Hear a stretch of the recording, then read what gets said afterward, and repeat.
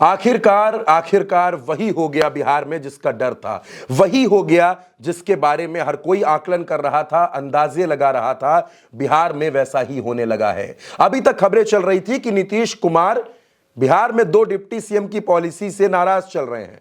नीतीश कुमार ने भारतीय जनता पार्टी से कह दिया था कि 1 डिप्टी सीएम दिया जाए, लेकिन बीजेपी ने 2 डिप्टी सीएम बना दिए। बीजेपी को लगा कि उसके दोनों डिप्टी सीएम नीतीश कुमार पर दबाव बनवाकर अपने काम कर लेंगे दोस्तों। लेकिन नीतीश कुमार राजनीति के मंझे हुए खिलाड़ी हैं। उन्होंने ऐसी पटखनी दे दी है कि भारतीय जनता पार्टी दिल्ली तक हिल गई है, बेचैन हो गई है। और बेचैन ऐसी वैसी नहीं हुई दोस्तों, अमित शाह भी बेचैन हो गए हैं। हुआ क्या है, सबसे पहले मैं आपको बताता हूं। नीतीश कुमार अब खुन्नस निकालने लगे हैं, नीतीश कुमार अब खीज निकालने लगे हैं। बिहार को विशेष राज्य का दर्जा नहीं दिया गया, संविधान की 9वीं अनुसूची में आरक्षण की बढ़ी हुई सीमा को नहीं शामिल किया गया, नीतीश कुमार के कई करीबियों पर शिकंजा कसा गया। उसके बाद से नीतीश कुमार भड़क गए हैं, नीतीश कुमार नाराज हो गए हैं। हाल ही में नीतीश कुमार ने बिहार में पथ निर्माण विभाग की बैठक बुलाई, सड़क निर्माण को लेकर, पुल निर्माण को लेकर एक समीक्षा बैठक बुलाई। और इस बैठक में विभागीय मंत्री को ही नहीं बुलाया। कौन? विजय सिन्हा।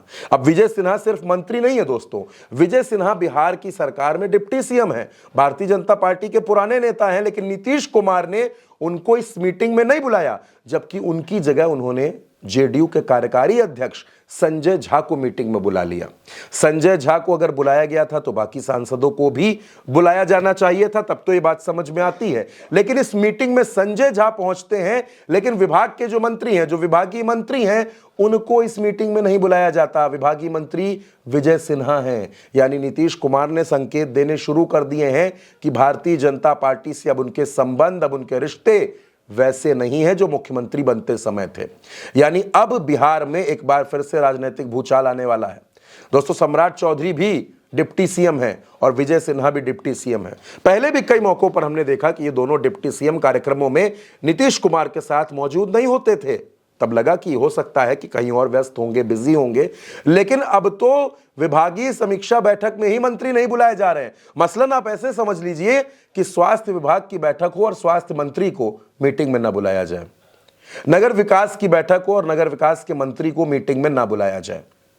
उसकी जगह नीतीश कुमार खुद सभी अधिकारियों के साथ बैठक कर रहे हैं, रिपोर्ट ले रहे हैं। अब खबरें तो ऐसी भी हैं कि अंदर खाने नीतीश कुमार अपनी पार्टी के सारे विधायकों से, सांसदों से, अपने कोटे के मंत्रियों से रोज गुपचुप मुलाकात करते हैं, उनसे ग्राउंड रिपोर्ट लेते हैं और यह भी समझने की कोशिश करते हैं कि बिहार में चल क्या रहा है, तेजस्वी यादव का क्या इंपैक्ट है, प्रशांत किशोर का क्या इंपैक्ट है, जमीन पर क्या चल रहा है, ग्राउंड पर हो क्या रहा है, जनता के बीच में क्या कुछ चल रहा है, नाराजगी किन किन मुद्दों पर है। ये सब कुछ नीतीश कुमार समझने की कोशिश कर रहे हैं, रिपोर्ट तैयार करवा रहे हैं, समीक्षा कर रहे हैं और ये जानने की कोशिश कर रहे हैं कि प्लस कहां है, माइनस कहां है।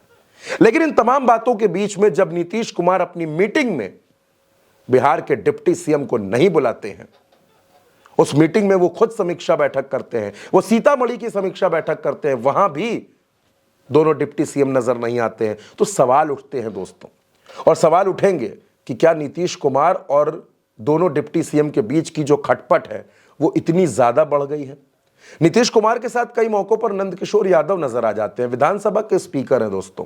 सरकार में उनका कोई बहुत ज्यादा दखल नहीं, कोई लेना देना नहीं है, लेकिन नंदकिशोर यादव नजर आते हैं। लेकिन सम्राट चौधरी और विजय सिन्हा नदारद रहते हैं। चलिए, तस्वीरों में नहीं आते हैं, निरीक्षणों में नहीं आते हैं, लेकिन दोस्तों जब विभागीय समीक्षा बैठक हो, जब विभाग की खामियों को, कमियों को, अच्छाइयों को समझने की, उनको दूर करने की कोशिश की बात हो रही हो, उस पर चर्चा हो रही हो, तब जब उस बैठक में विभागीय मंत्री नहीं आते हैं तो सत्ता के गलियारों से सवाल पूछे जाते हैं और सवाल पूछे जाएंगे कि आखिर बिहार में चल क्या रहा है। क्या बिहार चुनाव के पहले नीतीश कुमार कुछ ऐसा कर देंगे जो बिहार की राजनीति में उफान ला देगा, तूफान ला देगा, भूचाल ला देगा? क्या नाराजगी इतनी ज्यादा बढ़ जाएगी? क्योंकि डिप्टी सीएम का मीटिंग में ना होना, विभागीय मंत्री का मीटिंग में ना होना कई सवाल खड़े कर रहा है दोस्तों। अब बिहार में क्या कुछ होगा वो वक्त तय करेगा और नवंबर दिसंबर आते आते तस्वीर जो अभी धुंधली है वो साफ होने लगेगी। लेकिन सवाल वहीं के वहीं है कि आखिर नीतीश कुमार अब अगला फैसला, जो बड़ा फैसला होगा, वो कब लेने वाले हैं। दोस्तों इस वीडियो में इतना ही। अपनी राय हमें कमेंट सेक्शन में जरूर दीजिएगा।